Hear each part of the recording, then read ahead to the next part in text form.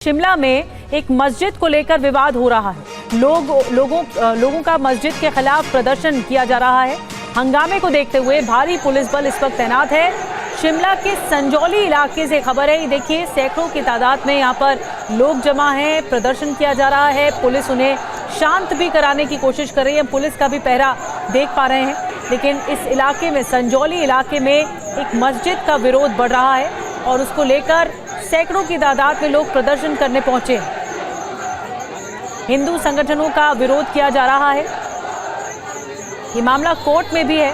एक मस्जिद को लेकर ये विवाद है। बताया जा रहा है कि जो मस्जिद में हाल में निर्माण कराए गए वो अवैध तौर पर कराए गए हैं और इसीलिए इसका विरोध किया जा रहा है। प्रदर्शनकारियों को रोका है पुलिस ने। आप तस्वीरों में देख रहे हैं, इस तरह प्रदर्शनकारी बैठ गए थे मस्जिद के बाहर इस पूरे इलाके में और इन्हें फिर हटाया भी गया है। पुलिस की ओर से समझाने की कोशिश भी की जा रही है। तस्वीरें आपको दिखा रहे हैं इस इलाके से, हिमाचल प्रदेश में शिमला के इस इलाके से, जहां पर सैकड़ों की तादाद में लोग प्रोटेस्ट कर रहे हैं।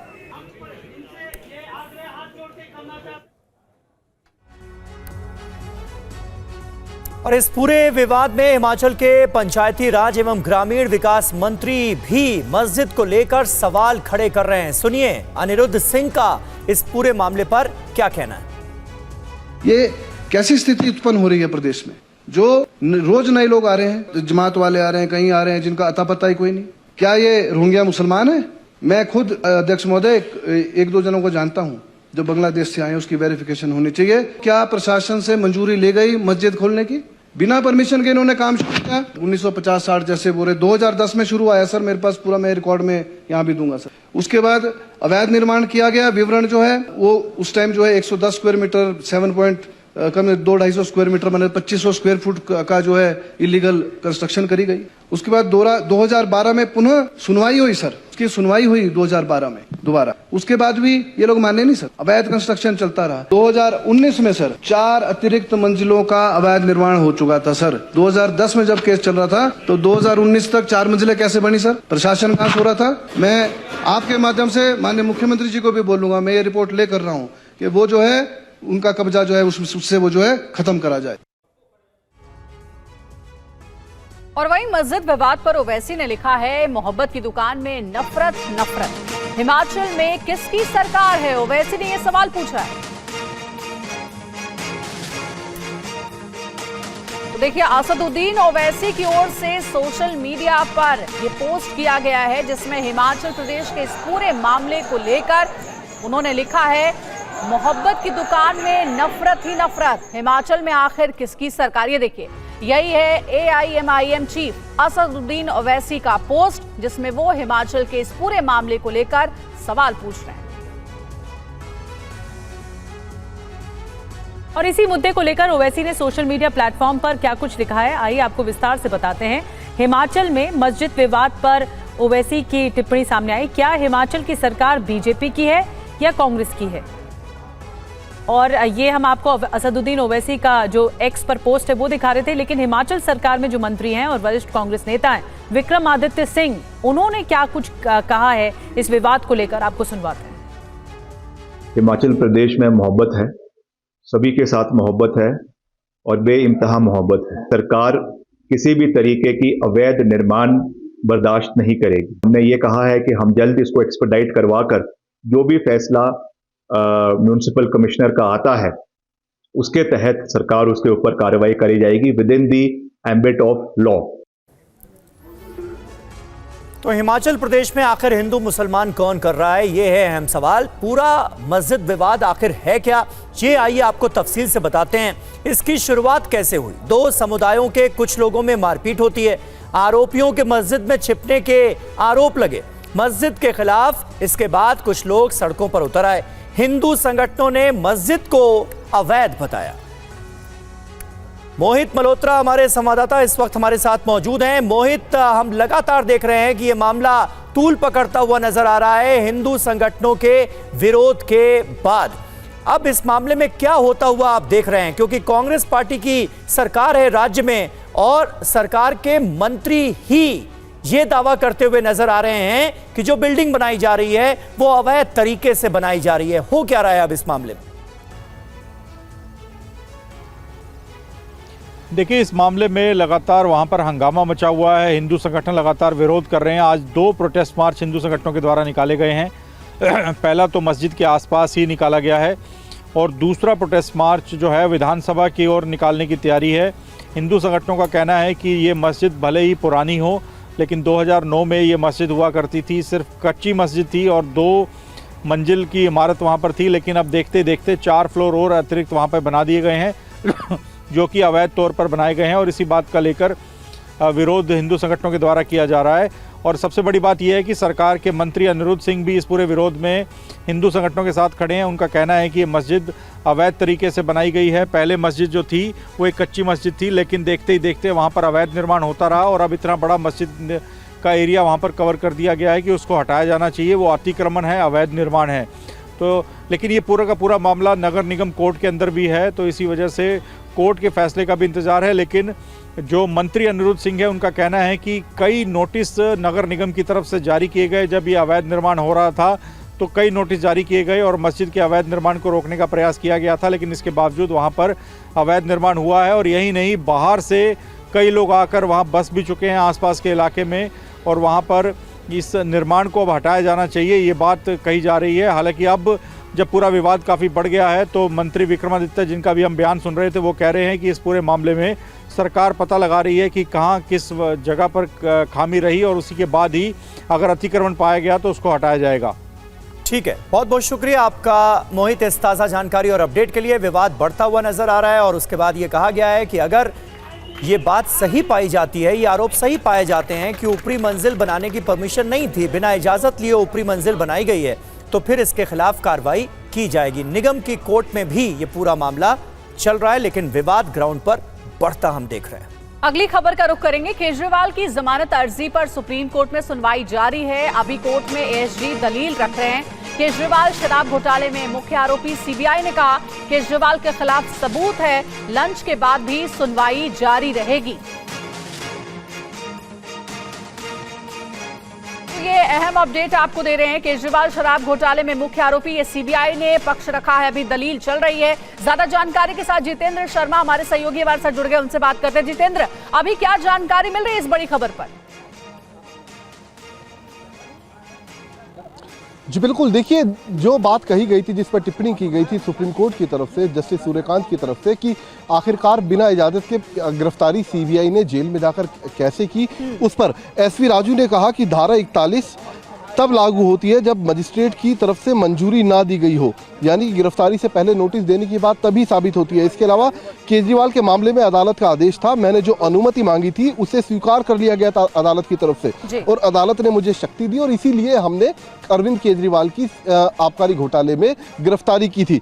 इसके साथ ही सीबीआई ने ये भी कहा, एसवी राजू ने, कि केजरीवाल शराब घोटाले के मुख्य आरोपी हैं, उनके इस पूरे घोटाले में संलिप्तता के पर्याप्त सबूत हैं, सीधे तौर पर उन्हें मेन कॉन्स्पिरेटर इस पूरी एक्साइज पॉलिसी का बताया है। और उसके बाद फिलहाल अभी लंच ब्रेक हो चुका है सुप्रीम कोर्ट के अंदर और एसवी राजू ने कहा कि अभी वो 1.5 घंटे तक और अपनी दलीलें पेश करेंगे। तो फिलहाल लंच के बाद, यानी कि आधे घंटे बाद, फिर से कोर्ट में इस मामले पर सुनवाई शुरू होगी। अभिषेक मनु सिंघवी की दलीलें खत्म हो चुकी हैं केजरीवाल की तरफ से और अब एसवी राजू, जो कि अटॉर्नी सॉलिसिटर जनरल है, वो अपनी दलीलें कोर्ट के अंदर रख रहे हैं। जी ठीक है, तो अभी लंच ब्रेक है और लंच ब्रेक के बाद ही पता चल पाएगा कि क्या केजरीवाल को राहत मिलेगी या नहीं। बहुत शुक्रिया, नजर बनाए रखिएगा जितेंद्र। आगे बढ़ते हैं। शिक्षक अभ्यर्थियों का चौथा दिन है आज प्रदर्शन का उत्तर प्रदेश में और ओपी राजभर के घर के बाहर आज प्रदर्शन किया जा रहा है। लगातार मांगे बुलंद की जा रही हैं शिक्षक अभ्यर्थियों की ओर से। चौथे दिन प्रदर्शन पे डटे हुए हैं ये सभी शिक्षक अभ्यर्थी।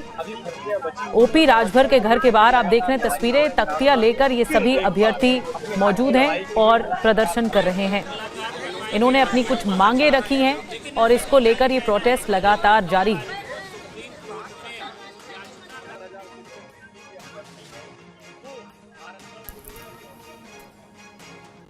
और अब आपको प्रदर्शन की हम 4 तस्वीरें दिखाते हैं। 2 सितंबर को यूपी के डिप्टी सीएम केशव प्रसाद मौर्य के घर के बाहर प्रोटेस्ट हुआ। 3 सितंबर को आशीष पटेल के घर के बाहर प्रदर्शन किया गया। वहीं 4 सितंबर को बीजेपी अध्यक्ष भूपेंद्र चौधरी के घर के बाहर छात्रों ने धरना दिया। वहीं आज शिक्षक दिवस के दिन ओपी राजभर के घर के बाहर छात्र प्रोटेस्ट कर रहे हैं। और लखनऊ में योगी सरकार में मंत्री ओपी राजभर के घर के बाहर मौजूद हमारे संवाददाता पंकज झा की एक रिपोर्ट इसी पर आपको दिखाते हैं। है कि 5 सितंबर को पूरे देश भर में शिक्षक दिवस मनाया जा रहा है और यहाँ लखनऊ में यूपी सरकार के मंत्री ओम प्रकाश राजभर जो पिछड़ी बिरादरी से आते हैं, बीजेपी के सहयोगी दल सुहेलदेव समाज पार्टी के अध्यक्ष भी हैं, उनके घर पर 69,000 टीचर भर्ती के जो रिजर्व कैटेगरी के अभ्यर्थी हैं वो धरना प्रदर्शन कर रहे हैं। इससे पहले डिप्टी सीएम केशव प्रसाद मौर्य, आशीष पटेल और फिर उसके बाद बीजेपी के प्रदेश अध्यक्ष भूपेंद्र चौधरी के घर पर धरना प्रदर्शन हुआ था। पर सवाल ये उठता है कि इलाहाबाद हाईकोर्ट के फैसले के बाद ये धरना प्रदर्शन क्यों लगातार जारी है। हम बात करते हैं अमरिंद से। अमरिंद, बार बार वही सवाल उठ रहा है कि लगातार ये कब तक सिलसिला जारी रहेगा? क्योंकि जब तक न्याय नहीं मिलेगा, सब लोग आश्वासन दे रहे हैं, कह रहे हैं आपके लिए न्याय होगा, 3 महीने का कोर्ट ने आदेश दिया है। ये हम लोग बहुत पहले से सुनते आ रहे हैं। 5 जनवरी 2022 को लिस्ट आई थी, फिर भी यही सब कह रहे थे कि अब तो लिस्ट आ गई है, मुख्यमंत्री जी मान लिए हैं, आप लोग बेसिक में हो, लेकिन अभी तक न्याय नहीं हो पाया। वही अधिकारी हैं, बिल्ली को ही दूध रखने की व्यवस्था दी गई है, फिर से वही अधिकारी हैं, फिर घोटाला करेंगे, फिर गड़बड़ झाला करेंगे। हम लोग इस वजह से लगे हैं कि जब आयोग ने मान लिया, राष्ट्रीय हाईकोर्ट ने मान लिया, मुख्यमंत्री जी ने मान लिया, न्याय में देरी क्यों? जो काम 3 घंटे 3 दिन में हो सकता है, 30 दिन। तो आज तो राजभर जी से आप लोगों की भेंट हुई? हाँ, उनसे मुलाकात हुई। उन्होंने कहा कि आप अपनी मांग बताइए। हम लोगों ने अपनी मांग बताया तो उन्होंने कहा देखिए हमारी जितनी हैसियत है, जितनी हमारी पावर है, हम उतना आपके लिए कर रहे हैं, आपकी बात उठाएंगे। हम लोगों ने कहा नहीं, आपकी अगर हैसियत नहीं है, आपकी पावर नहीं है, तो आप हमारी बात माननीय मुख्यमंत्री से डायरेक्ट करा दीजिए। आप घटक दल हैं उनके साथ हैं एनडीए के, तो आप क्या कहा उन्होंने? तो उन्होंने कहा 5 मिनट का हमें समय दीजिए, हम बात कर ले रहे हैं। उन्होंने प्रमुख सचिव साहब से बात की और अवनीश अवस्थी जी से बात की, तो उन्होंने कहा कि शाम तक बच्चों का नाम ले लीजिए, शाम तक हम बता दे रहे हैं, जैसे भी होगा हम सब बैठ के मुलाकात करा देंगे। तो एक वादा मिला है और भरोसा भी मिला है कि मुख्यमंत्री योगी आदित्यनाथ से इन सब की मुलाकात कराई जाएगी। हालांकि सरकार की तरफ से बार बार कहा गया है कि किस तरीके से जो इलाहाबाद हाईकोर्ट का फैसला आया 14 तारीख को, उस फैसले का सम्मान किया जाएगा। लेकिन सवाल यहाँ नीति और नीयत का है। नीति में खामियां रही, इसी वजह से हाईकोर्ट का फैसला आया, नई मेरिट लिस्ट बनाने के लिए कही गई। और अब सवाल नीयत का उठ रहा है कि 14 तारीख को फैसला आया और अभी तक सरकार की तरफ से नई मेरिट लिस्ट बनाने को लेकर क्या कार्रवाई की जा रही है, इसके बारे में कोई जानकारी इन अभ्यर्थियों को नहीं दी गई है। इसीलिए हम ये बात कही जा रही है नीति और नीयत की सरकार पर इसी तरीके से सवाल उठ रहे हैं। और आइए आगे बढ़ते हैं। हरियाणा विधानसभा चुनावों के लिए बीजेपी के 67 उम्मीदवारों की लिस्ट आने के बाद पूर्व मंत्री कर्णदेव कंबोज, रतिया से विधायक लक्ष्मण नापा समेत अब तक 8 नेताओं ने पार्टी से इस्तीफा दे दिया है। इस बार बीजेपी ने 9 मौजूदा विधायकों के टिकट काटे हैं। देखिए पूरी खबर। हरियाणा बीजेपी के कई बड़े चेहरों ने पार्टी से इस्तीफा दे दिया है। प्रदेश बीजेपी ओबीसी मोर्चा के प्रदेश अध्यक्ष कर्णदेव कंबोज ने भी बीजेपी से रिजाइन कर दिया है, तो विधायक लक्ष्मण नापा ने भी बीजेपी छोड़ने की घोषणा की है। बीजेपी उम्मीदवारों की लिस्ट आने के बाद से पार्टी के नेता टिकट नहीं मिलने पर नाराजगी जता रहे हैं। बीजेपी उम्मीदवारों की पहली लिस्ट में 25 नए चेहरों को टिकट दिया गया, जबकि 3 मंत्रियों के टिकटों पर भी कैची चली है, तो 9 मौजूदा विधायकों को भी इस बार बीजेपी ने टिकट नहीं दिया है। बीजेपी ने इस बार सोशल इंजीनियरिंग का पूरा ध्यान रखा है। 16 ओबीसी, 13 जाट, 13 एससी, 9 ब्राह्मण, 8 पंजाबी, 5 वैश्य, 2 राजपूत, 1 सिख जाति के उम्मीदवारों को टिकट दिया गया है। ओबीसी समुदाय के उम्मीदवारों में 5 अहीर और 5 गुर्जर उम्मीदवार शामिल हैं। इस लिस्ट की खास बात यह है कि बीजेपी ने जेजेपी के 3 पूर्व विधायकों को टिकट दिया है, तो कुछ विधायकों की सीटों को भी बदल दिया गया है। बीजेपी ने राव इंद्रजीत, किरण चौधरी, कुलदीप बिश्नोई समेत कई नेताओं के बेटों और बेटियों को भी टिकट दिया है। और बीजेपी नेताओं के इस्तीफे पर हरियाणा के पूर्व गृह मंत्री अनिल विज ने कहा कि नाराज नेताओं को बात करके मना लिया जाएगा। उन्होंने कांग्रेस पर विनेश फोगाट और बजरंग पुनिया जैसे खिलाड़ियों के सियासी इस्तेमाल का आरोप भी लगा दिया। ये जो लोग नाराज हैं, इनको लेकर क्या कहेंगे आप? नहीं, इनको मना लिया जाएगा। ये चुनाव है, इतना बड़ा चुनाव है, सारे हरियाणा प्रदेश का 90 सीटों का चुनाव है। कहीं पर कोई ना कोई नाराज़गी होती है तो हमारे पास उनके साथ बात करेंगे और उनको मनाएंगे। लेकिन बीजेपी हमेशा ये कहती रही है कि हमारी पार्टी में डिसिप्लिन होता है, आला कमान जो फैसला लेता है वो सबको मानने होता है। यहाँ ये नेता क्यों नहीं मान रहे, इस्तीफे दिए जा रहे हैं? नहीं, अभी तो बात ही नहीं करी ना, बात करेंगे और मान जाएंगे। तो आपको लगता है इनको मना लिया जाएगा सबको? बिल्कुल मना लिया जाएगा। अच्छा, एक सर और सवाल है। विनेश फोगाट और बजरंग पूनिया ने संकेत दिए हैं कि वो बीजेपी की माफ़ कीजिएगा कांग्रेस की टिकट पर चुनाव लड़ सकते हैं। इसको आप कैसे देखते हैं? देखिए, खेल और राजनीति ये दोनों अलग अलग चीज़ें हैं। अब खेल में, राजनीति में खेल हो सकता है, पर खेल में राजनीति नहीं होनी चाहिए। तो ये चुनाव लड़ें, इस पर आपको ऐतराज़ नहीं है? तो कोई भी लड़े, कहीं से भी, संविधान ने अधिकार दे रखा है। लेकिन क्या आपको लगता है कांग्रेस इन दोनों ही पहलवानों का राजनीतिक इस्तेमाल कर रही है? नहीं, वो तो पहले दिन से कर रहे हैं। जम्मू कश्मीर में भी सियासी घमासान तेज है। बीजेपी के प्रदेश अध्यक्ष रविंद्र रैना ने इस बार जम्मू कश्मीर में बड़ी जीत का दावा किया है, तो कांग्रेस ने कहा है कि बीजेपी अब विपक्षी गठबंधन से घबराई हुई है। उनकी भी इतनी अलायंसेस होती हैं, नेशन वाइड उनकी अलायंसेस है। इस जम्मू कश्मीर की अलायंस और खासतौर से कश्मीर की अलायंस से वो इतना परेशान क्यों है? या तो वो समझते हैं कि उनके जो बिसात उन्होंने 10 साल में बिछाई थी, जो ख्वाब वो देख रहे थे, या तो वो अपने ख्वाबों को चकनाचूर होते देख रहे हैं। तो ये जो अलायंस है, ये यहाँ के लोगों के वास्ते राह नजात के लिए अलायंस किया गया। पूरे जम्मू कश्मीर में इस वक्त भारतीय जनता पार्टी की प्रचंड लहर है। जम्मू हो या कश्मीर हो, नौशहरा हो या कोई भी क्षेत्र, आप देख सकते हैं हजारों की तादाद में भारतीय जनता पार्टी के कार्यकर्ता बढ़ चढ़कर पूरे जोश, उत्साह, जुनून के साथ इस समय चुनाव के इस अभियान में भाग ले रहे हैं। मैं उम्मीद करता हूं कि जब यहां वोटिंग होगी, प्रचंड बहुमत के साथ यहां भारतीय जनता पार्टी की सरकार बनेगी।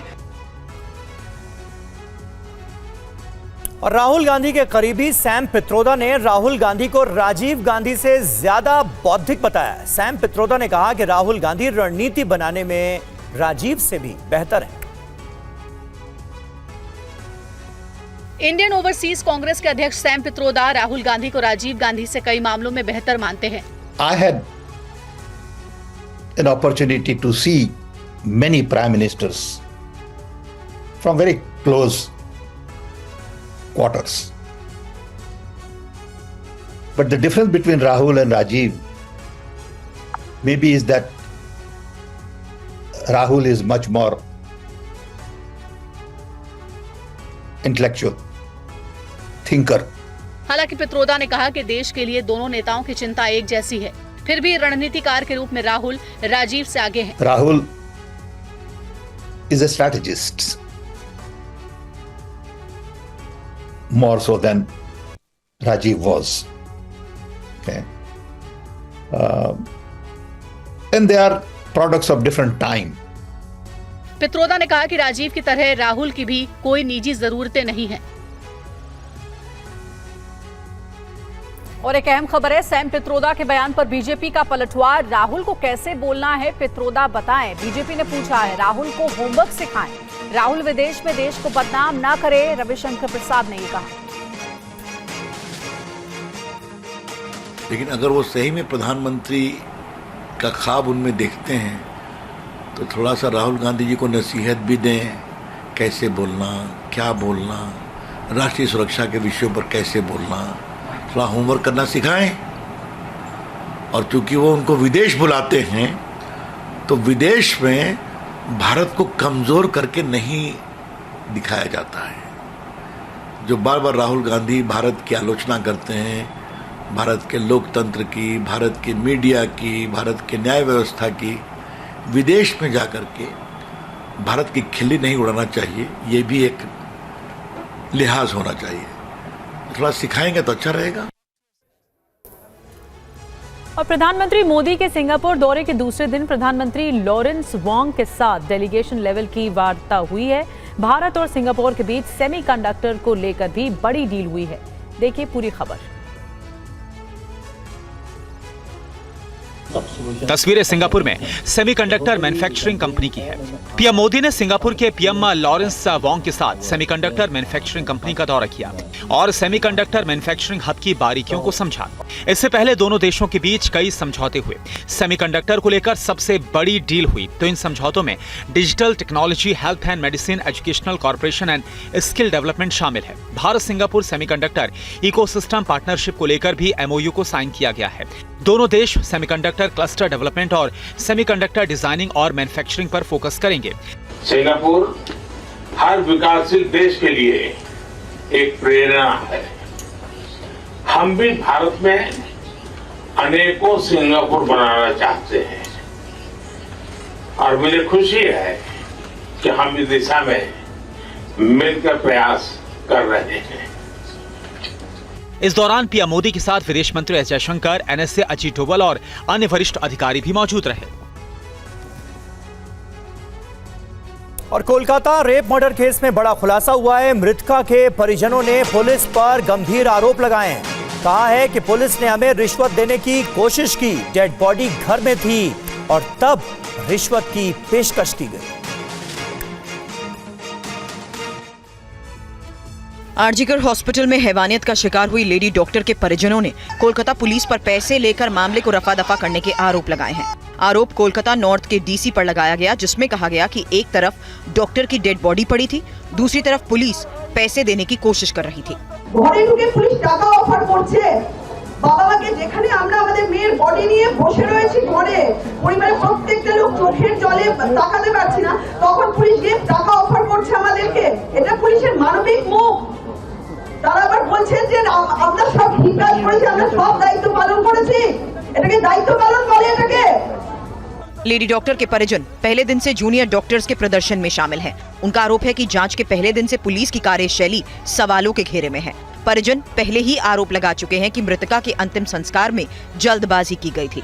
परिजनों ने आरोप लगाया कि अंतिम संस्कार के समय 300 से 400 पुलिसकर्मी मौजूद थे, लेकिन उसके बाद एक भी पुलिसकर्मी नजर नहीं आया। इधर राजस्थान के जैसलमेर में युवती को शराब पिलाकर उसके साथ गैंगरेप करने का मामला सामने आया है। वारदात में शामिल मुख्य आरोपी युवती का दोस्त था। जैसलमेर में युवती के साथ गैंगरेप में शामिल 4 आरोपियों को डिटेन कर लिया गया है और 5वें आरोपी की तलाश जारी है। महिला थाने में पुलिस ने गैंगरेप और SC/ST की धारा के तहत मामला दर्ज किया है। पुलिस की जांच में पता चला है कि लड़की 28 अगस्त को दोस्त के साथ जैसलमेर गई। लड़के के दोस्त भी जैसलमेर पहुंचे। नशे की हालत में 5 युवकों ने गैंगरेप किया। चांदहन में लड़की को जंगल के किनारे छोड़ा। 2 सितंबर को युवती जंगल के किनारे मिली, फिर उसका जैसलमेर में मेडिकल कराया गया। उस वक्त युवती नशे में थी। परिवादिया ने हमें एक रिपोर्ट दी और परिवादिया ने हमें ये बताया कि 28 तारीख को उसके साथ गैंग रेप की घटना हुई है, जिसमें 5 लोगों के नामजद उसने नाम लिखे। ये 5 लोगों ने उसके साथ गैंग रेप की घटना यहाँ जैसलमेर में तारीफ करी है। और पुलिस की तरफ से इसके अंदर तुरंत संज्ञान लेते हुए मुकदमा दर्ज कर लिया गया है, जिसमें गैंग रेप और ST/ST की धाराओं के अंदर मुकदमा दर्ज किया गया है, जिसकी तफ्तीश एडिशनल SP सिटी राजीव जी द्वारा की जा रही है। घटना के बाद युवती के परिजनों ने थाने में मामला दर्ज कराया, जिसके बाद पुलिस ने आगे की जांच शुरू की। असम में नाबालिग के साथ हैवानियत की गई है। गैंगरेप के बाद आरोपियों ने पीड़िता का वीडियो वायरल कर दिया, जिसके बाद पुलिस सक्रिय हुई और 5 आरोपियों को गिरफ्तार किया गया इस मामले में। असम के चिरांग में एक नाबालिग के साथ गैंगरेप की सनसनीखेज घटना सामने आई है। घटना चिरांग के भारत भूटान सीमा के रनीखाटा इलाके की है। इस वारदात में 2 नाबालिग सहित 6 युवक शामिल थे। पुलिस ने इस मामले में 5 आरोपियों को गिरफ्तार कर लिया है और एक आरोपी की तलाश की जा रही है। इतिया इन्वेस्टिगेशन चली आसे इतिया आम्ही कोबो नवारू 4 जन के 5 जन के धरा होइसे একটু আগত একটু ইনভেস্টিগেশন চলিব। इस वारदात का सबसे हैरान करने वाला पहलू यह है कि आरोपियों ने गैंगरेप का वीडियो वायरल किया। वीडियो वायरल होने के बाद पुलिस का एक्शन। पुलिस ने वीडियो को डिलीट किया। अगस्त में युवती के साथ हुआ गैंगरेप। परिजनों की शिकायत के बाद मामला दर्ज हुआ। पुलिस की पूछताछ में पता चला है कि आरोपियों ने युवती को ब्लैकमेल करने के लिए सोशल मीडिया पर वीडियो वायरल किया। आरोपियों ने परिजनों को धमकी दी थी, इसलिए परिजनों ने देर से केस को दर्ज कराया। जांच में पता चला है कि सभी आरोपी लड़की के गांव के ही रहने वाले थे। जिन 2 आरोपियों ने खुद के नाबालिग होने का दावा किया है, पुलिस इसकी पुष्टि कर रही है। और समाजवादी पार्टी के अध्यक्ष अखिलेश यादव ने सुल्तानपुर एनकाउंटर पर सवाल उठाए हैं। एसटीएफ के साथ हुई मुठभेड़ में डकैती के आरोपी मंगेश यादव की मौत हो गई। इस मुद्दे को लेकर यूपी में सियासी संग्राम छिड़ा है। एसटीएफ को जानकारी मिली थी कि मंगेश यादव अपने एक साथी के साथ सुल्तानपुर से जौनपुर जाने वाला है, जिसके बाद दोनों को घेरा गया और मुठभेड़ में डकैती का आरोपी मंगेश यादव मारा गया। समाजवादी पार्टी अध्यक्ष अखिलेश यादव ने एनकाउंटर पर सवाल उठाया और कहा कि जाति देखकर गोली मारी गई है। सोशल मीडिया पर अखिलेश ने लिखा कि सुल्तानपुर की डकैती में शामिल लोगों से सत्ता पक्ष का गहरा संपर्क था। नकली एनकाउंटर से पहले मुख्य आरोपी से सरेंडर कराया गया और अन्य आरोपी के पैर में गोली मारी गई और जात देखकर जान ली गई। पूरा मामला 28 अगस्त का है। सुल्तानपुर के ठठेरी बाजार में 5 बदमाशों ने ज्वेलर्स की दुकान में डकैती कर 1 करोड़ 40 लाख रुपए लूटे थे, जिसमें 3 आरोपी पकड़े गए थे और 2 की तलाश जारी थी।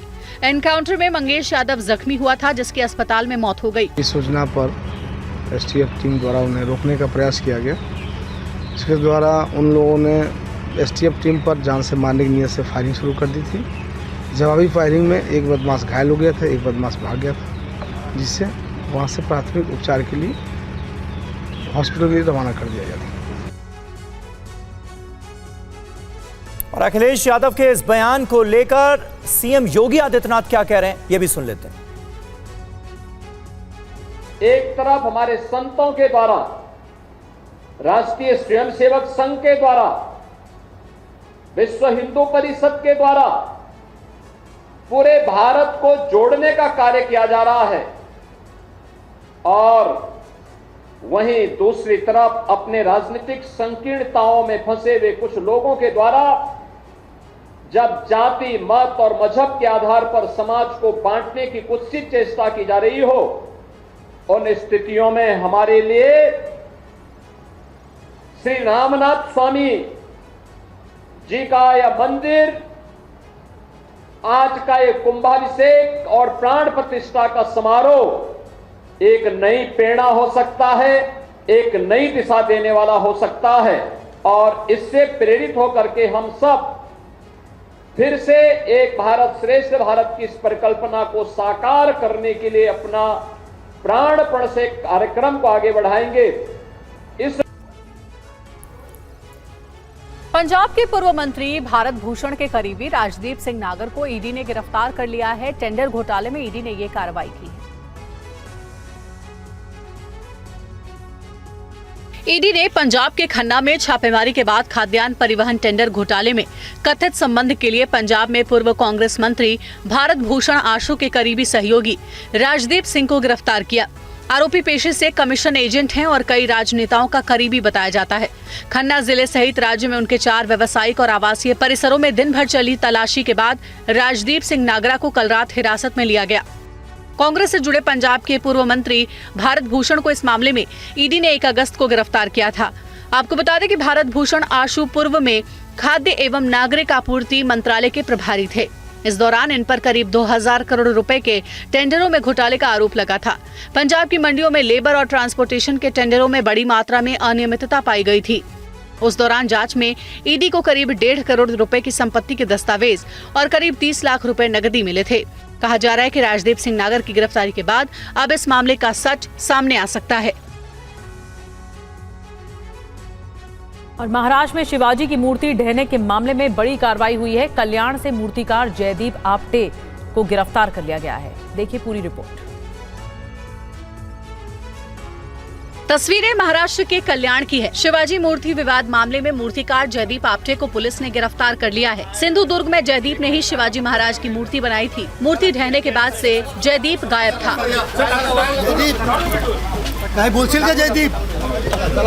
जयदीप आपटे मूर्ति ढहने के बाद से फरार था। उसके खिलाफ लुकआउट नोटिस जारी किया गया था। जयदीप की गिरफ्तारी उस वक्त हुई जब वो अंधेरे का फायदा उठाकर पुलिस से बचते हुए अपनी पत्नी और मां से मिलने कल्याण अपने घर आया था, जिसकी भनक पुलिस को लग गई। पुलिस के मुताबिक आपटे का पता लगाने के लिए 7 से ज्यादा टीमें लगाई गई थी। आपटे ने ही शिवाजी की 35 फुट ऊंची प्रतिमा बनाने का ठेका लिया था। ये मूर्ति उद्घाटन के बाद 9 महीने से भी कम समय में 26 अगस्त को गिर गई थी। इस प्रतिमा के गिरने के बाद मालवण पुलिस ने आपटे और स्ट्रक्चरल कंसल्टेंट चेतन पाटिल के खिलाफ लापरवाही और अन्य धाराओं में मामला दर्ज किया है। पाटिल को पिछले सप्ताह कोल्हापुर से गिरफ्तार किया गया था। इस मुद्दे पर महाराष्ट्र की सियासत में उबाल आया हुआ है। विपक्ष ने विधानसभा चुनाव से पहले इस विवाद को बड़ा मुद्दा बना दिया है। और जयपुर के झोटवाड़ा थाना इलाके से हिट एंड रन का मामला सामने आया है, जहां तेज रफ्तार स्कॉर्पियो ने 3 बाइक सवारों को टक्कर मार दी।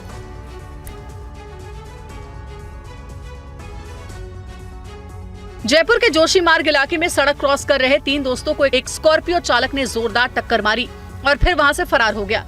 तीनों युवकों की पहचान इरफान, जकर और नमाज के रूप में हुई है। इस हादसे के बाद मौके पर पहुंची पुलिस टीम ने स्थानीय लोगों की मदद से तीनों युवकों को एम्बुलेंस के जरिए नजदीकी अस्पताल में भर्ती कराया, जहां डॉक्टर्स की देखरेख में उनका इलाज जारी है। फिलहाल नमाज पठान की हालत गंभीर बताई जा रही है, जबकि बाकी 2 युवकों की हालत स्टेबल बनी हुई है। मौके से भागने के दौरान स्कॉर्पियो गाड़ी की नंबर प्लेट RJ14UJ0408 भी वहीं गिर गई थी, जिसकी मदद से अब पुलिस आरोपियों की तलाश में जुट गई है। बताया जा रहा है कि बुधवार देर रात ये तीनों युवक जोशी मार्ग इलाके में एक दुकान पर चाय पी रहे थे।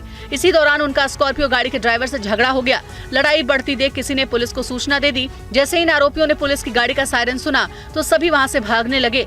इसी दौरान तेज रफ्तार कार चालक ने तीनों दोस्तों को टक्कर मार दी।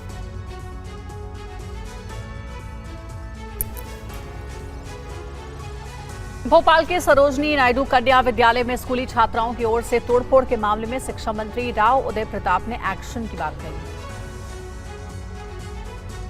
शिक्षा मंत्री राव उदय प्रताप ने कहा है कि इस पूरी घटना के लिए प्रबंधन भी दोषी है। एक गैजेटेड ऑफिसर को भेजकर उच्च स्तरीय जांच की जाएगी। बच्चों का इस तरह से व्यवहार करना बहुत अनुचित है, इसको टाला जा सकता था। मुझे लगता है कि वो संबंधित शिक्षक को अलग करने का तो काम किया ही हमने, लेकिन पूरे प्रबंधन पर भी क्वेश्चन मार्क है कि आखिर ये परिस्थितियां कैसे उत्पन्न हुई और ये स्थिति कैसे निर्मित हुई कि बच्चों को इस तरह की परिस्थितियों के से दो चार होना पड़ा। इसको पहले भी टाला जा सकता था। बातचीत का रास्ता रहता है, बच्चों के भावनाएं पहले पता होती हैं। ये कहीं ना कहीं प्रबंधन भी इसमें दोषी है और मुझे लगता है कि हमने इसलिए हमारे जो सचिव स्कूल शिक्षा को बोला है इसकी उच्च स्तरीय जांच करें।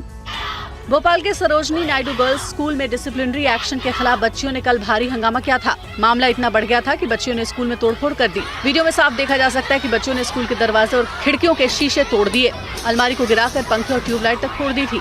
छात्राओं का हंगामा देखकर पुलिस बल को भी मौके पर पहुंचना पड़ा था। और आज दिल्ली में गृह मंत्री अमित शाह से वीएचपी और संत महामंडल के नेताओं ने मुलाकात की। डेलीगेशन ने गृह मंत्री अमित शाह से बांग्लादेश में हिंदुओं की रक्षा करने की मांग की। देखिए पूरी खबर क्या है।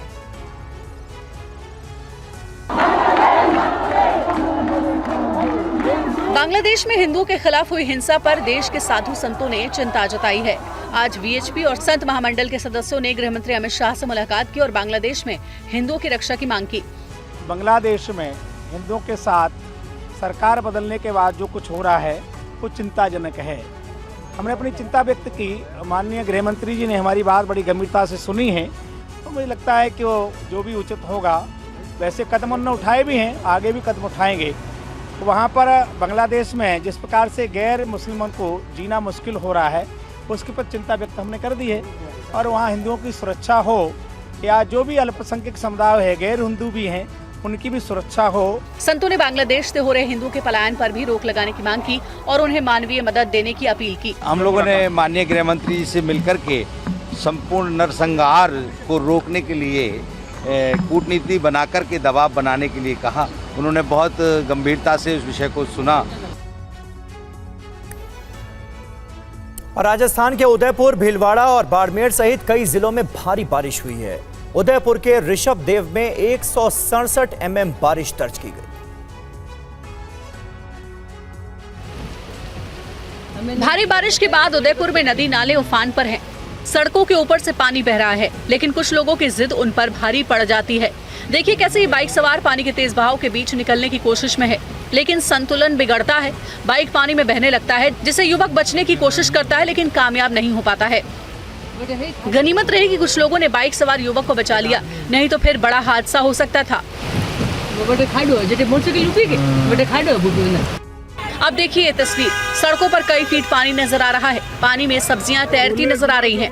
मौसम विभाग का अनुमान है कि अगले 3 से 4 दिनों तक राजस्थान के अलग अलग हिस्सों में मानसून सक्रिय रहेगा और कहीं कहीं भारी बारिश हो सकती है।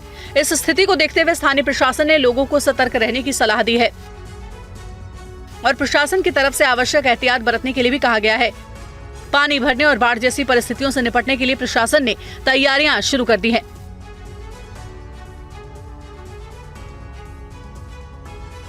तेलंगाना में भारी बारिश और बाढ़ से आई मुसीबत का असर दिखाई दे रहा है। तेलंगाना में जंगलों को भी काफी नुकसान पहुंचा है।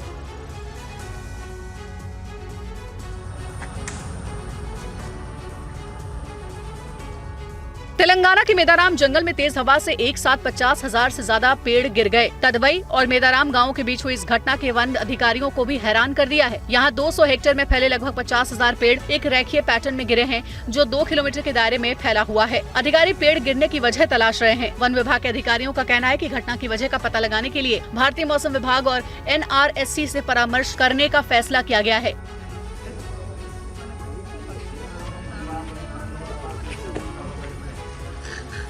अधिकारियों ने बताया कि नल्ला मड्डी, तेल मड्डी, एगीसा, जुब्बी, नरेपा, मारेडू, नेरेडू और इप्पा जैसी प्रजातियों वाले पेड़ 31 अगस्त को शाम 5:30 से 7:30 के बीच गिरे हैं। अधिकारियों ने इस नुकसान की जांच शुरू कर दी है। दरअसल पिछले कई दिनों की भारी बारिश ने तेलंगाना को काफी नुकसान पहुंचाया है। बाढ़ बारिश की वजह से कई लोगों को अपनी जान भी गंवानी पड़ी है। हालांकि राहत की बात यह है कि फिलहाल तेलंगाना में भारी बारिश का अलर्ट नहीं है। और मुंबई में आज सुबह सुबह झमाझम बरसात बारिश दर्ज की गई है। वहीं दिल्ली में भी आज मौसम विभाग की तरफ से बारिश का अलर्ट जारी हुआ है।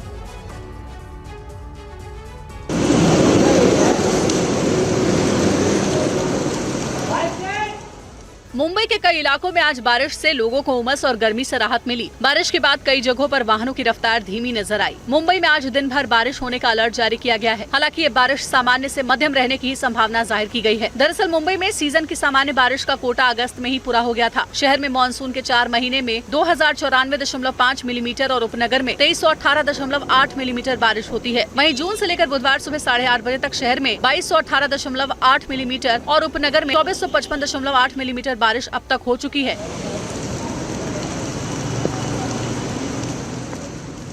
वहीं मौसम विभाग ने देश की राजधानी दिल्ली के लिए भी अलर्ट जारी किया है। दिल्ली में बारिश का येलो अलर्ट जारी किया गया है, जिससे जनजीवन प्रभावित हो सकता है। कुछ इलाकों में तेज बारिश हो सकती है, जिससे लोगों को जलभराव से जूझना पड़ सकता है। दिल्ली NCR के साथ साथ यूपी, बिहार, राजस्थान, मध्य प्रदेश और हरियाणा में भी आज बारिश के आसार हैं।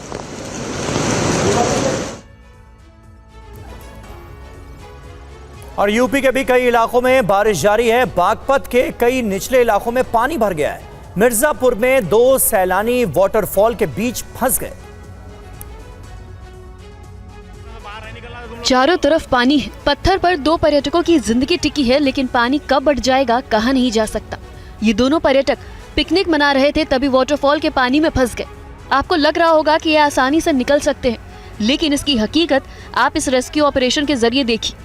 दूरी कम थी, लेकिन खतरा उससे कहीं ज्यादा अधिक था। देखिए, पर्यटक को शरीर में रस्सी बांधने को कहा गया ताकि बहने की स्थिति में उसे खींचकर बाहर निकाला जा सके। रेस्क्यू ऑपरेशन में लगी टीम का आदेश मिलते ही देखिए ये शख्स पानी में कूद पड़ा। पानी गहरा था, बहाव तेज था। ऐसे में 6 फीट की दूरी भी बेहद खतरनाक थी। आपको बता दें कि ये अहरोरा थाना क्षेत्र के लखियांदरी वाटरफॉल है, जहां वाराणसी के रहने वाले दोनों पर्यटक पहुंचे थे, जिनके फंसे होने की खबर के बाद पुलिस वालों ने उनका रेस्क्यू ऑपरेशन किया। ये बागपत की तस्वीरें हैं। गाड़ियां तिनके की तरह पानी में बह रही हैं। तेज बारिश की वजह से सड़कें नदी बन गई हैं, जिन्हें होकर गाड़ियां गुजर रही हैं। ये हालात है खेकड़ा नगर पालिका क्षेत्र के मेन बाजार की, जहां दुकानों में कई फीट पानी है। शहर में कर्फ्यू जैसे हालात हैं। पंजाब में पेट्रोल और डीजल महंगा हो गया है। पंजाब सरकार ने पेट्रोल और डीजल पर वैट बढ़ा दिया है। पंजाब में पेट्रोल अब 61 पैसे प्रति लीटर वैट बढ़ा है। पंजाब में डीजल पर 92 पैसे प्रति लीटर वैट बढ़ाया गया है।